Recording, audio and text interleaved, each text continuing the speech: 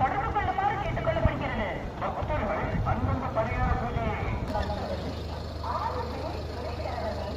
4204 தோன்றி வளர்ந்து துலங்கிடும் கதிரை சூரநாதனே போற்றி அறவும் நமச்சிவாய.